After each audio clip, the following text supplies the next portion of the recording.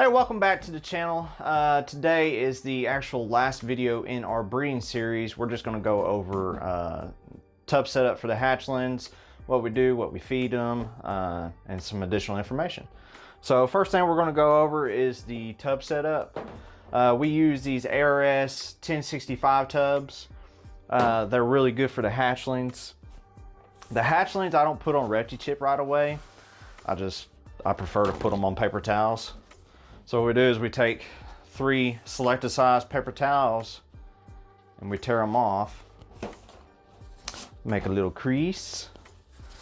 Now basically that's pretty much all the bedding substrate they get. And they're a little snake. They're not defecating and peeing as much as when they're bigger. We use deli cups, little 8-ounce deli cups in our tubs, and we fill those up. I fill them up about 3/4 of the way because what I've noticed is when you put it back into the rack and it's a little tight, you'll get water all over the place. You'll soak your bedding. So I only do like 1/2 to 3/4 of water. We do our three paper towels together, and that's it. If we come over here to the hatchling rack, I have some normals that we set up. There we go.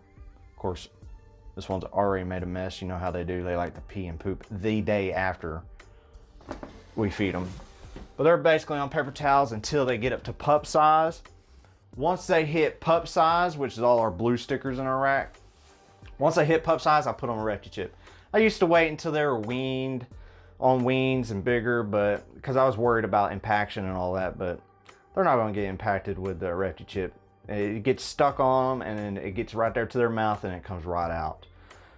So once they hit pups, I put them back. I put them on RefuChip. That's about the 100-gram range for me. But yeah, basic setup, super simple. All right, live or frozen thawed feeding.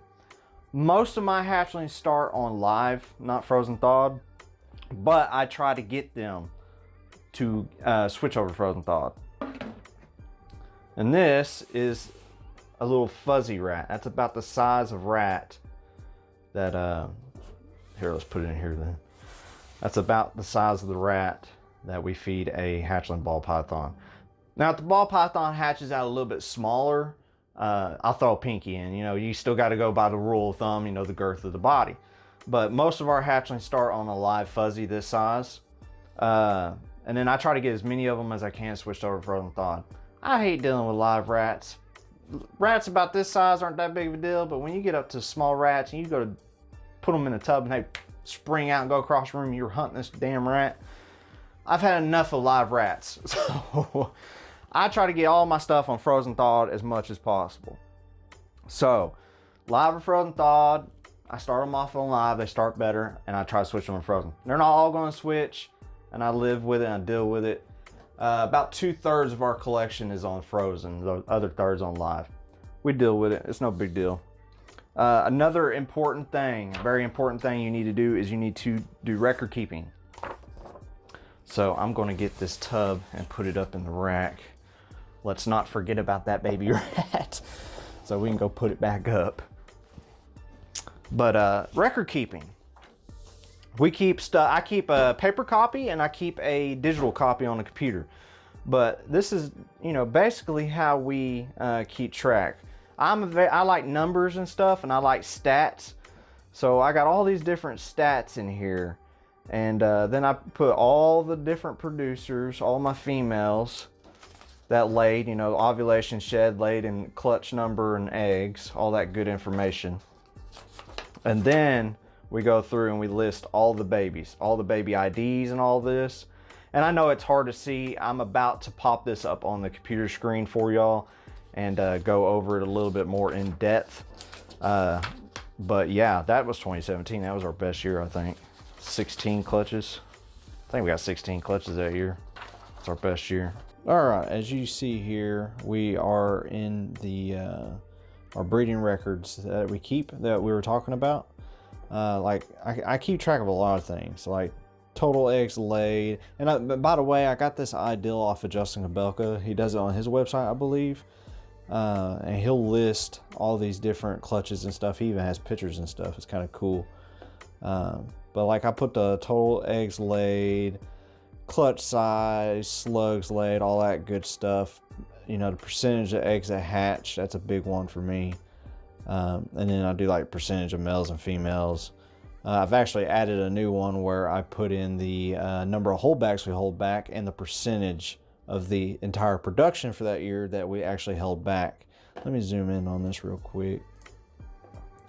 And then we list our producers, which is our females that laid, ovulation date, shed, laid, clutch. This is all done in Excel, by the way.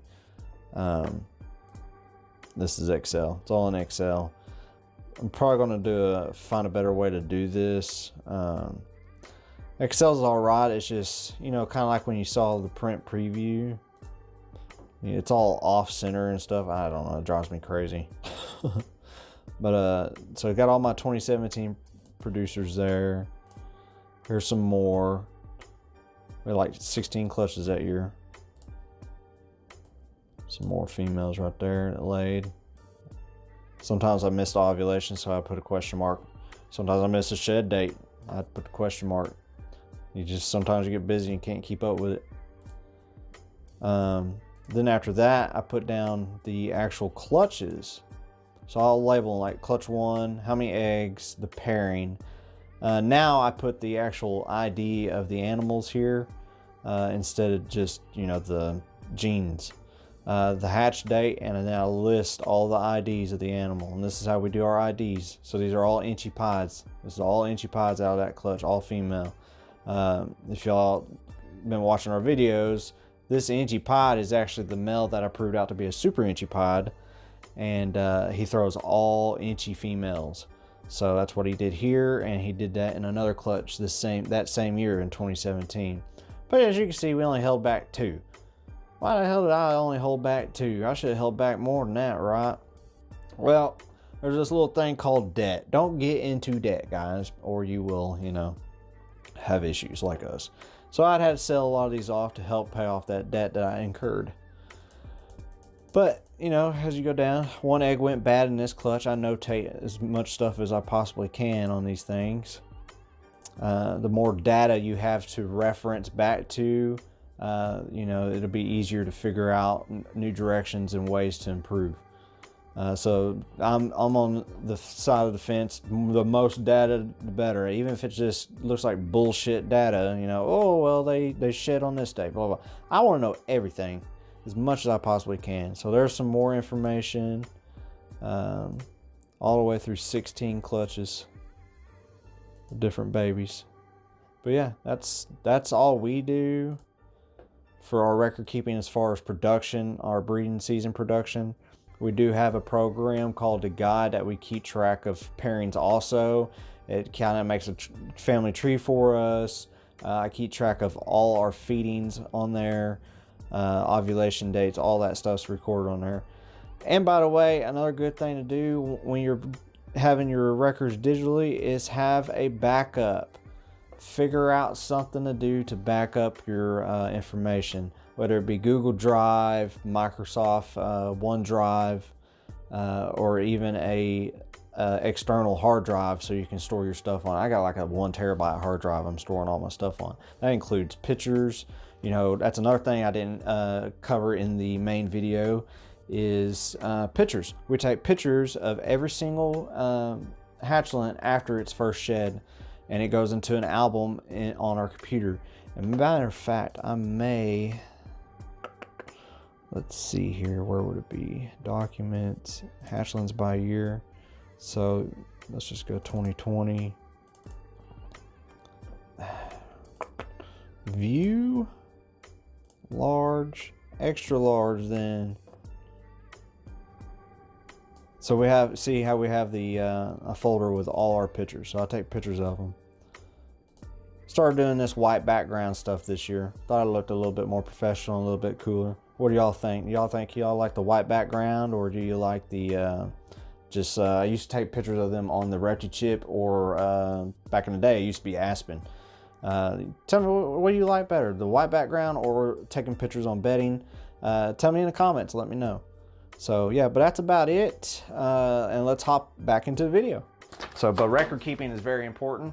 you don't keep records, how you gonna know what you produce, where they came from, when people start asking questions and stuff like that? So you really have to have your information. What else do we got to go over here?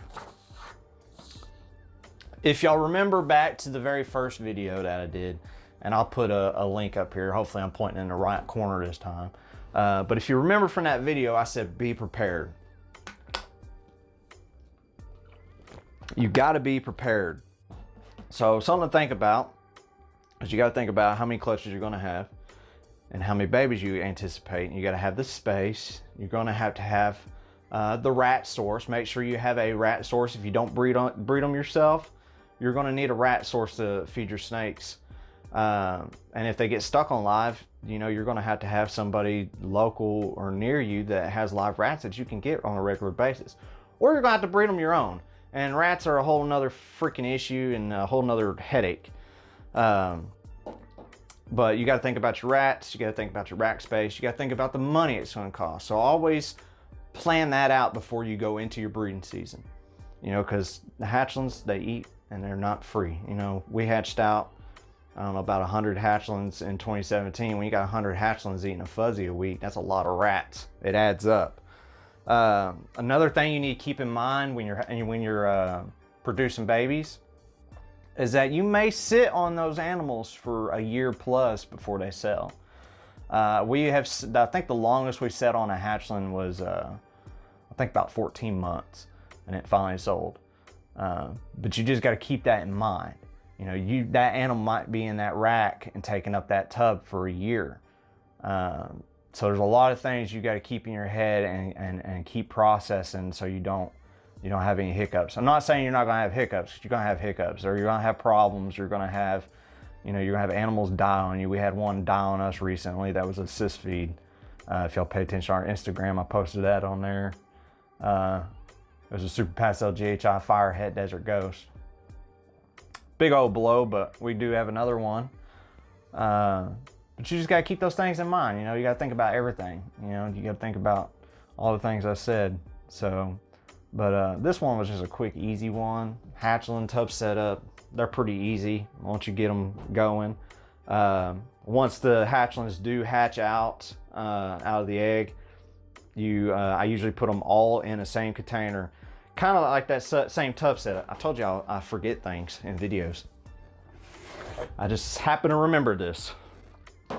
So when they first hatch out, I set up a tub just like this. I'll wet down their paper towel, and then I'll put the hatchlings in here all together.